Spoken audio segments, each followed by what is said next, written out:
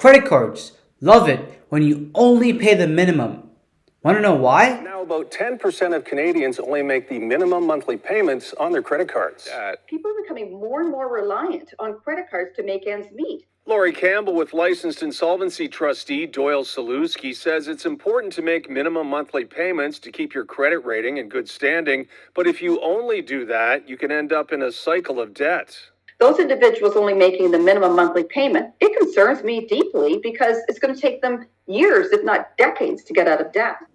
Hey everyone, welcome back to Money Matters. I'm Savir, and in this series, Unlocking the Secrets of Credit Cards, we're diving into our second topic, the debt trap, how minimum payments keep you broke. If you missed our first video on Swipe Now, Regret Later, the true price of credit cards, the link's down in the bio. First, let's have a quick recap. From our last video, we already know that it's a bad idea to carry credit card debt, especially since it's around 20% compounded interest.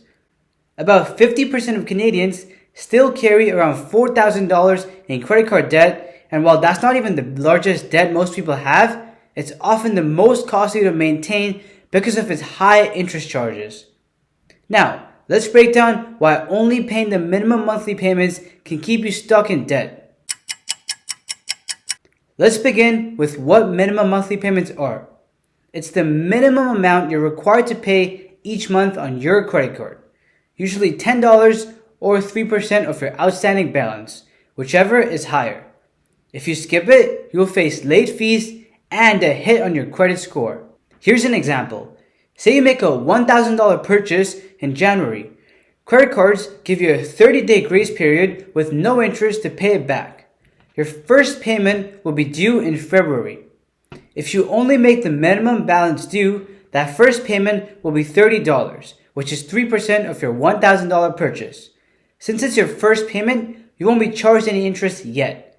However, in March, your payment would rise to about $45.26.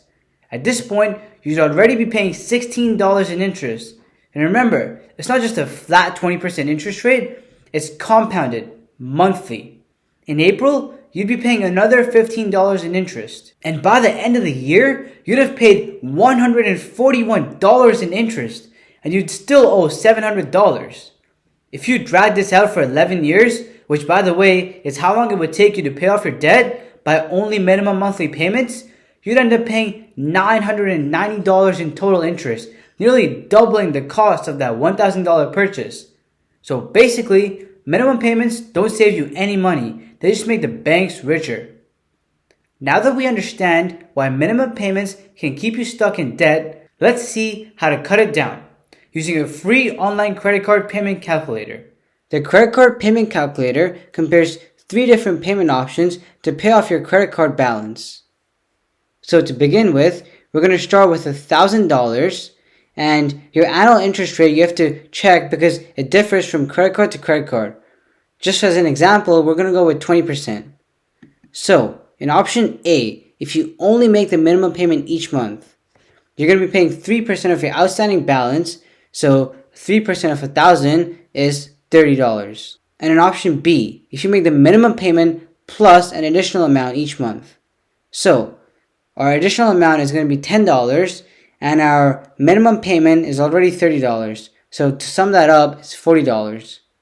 And lastly, in option C, if you pay a fixed amount each month, we're going to go with big numbers and choose $50 here.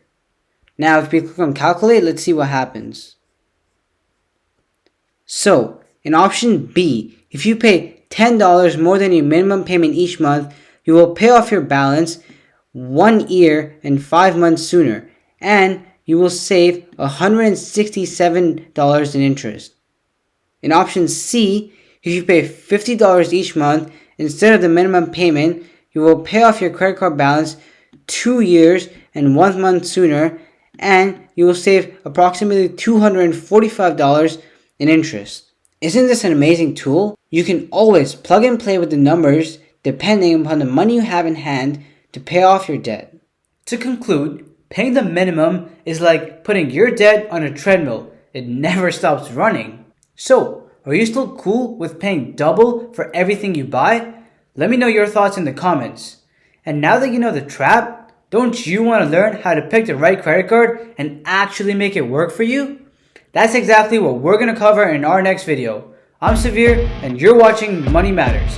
If you found this helpful, don't forget to like, share, and subscribe.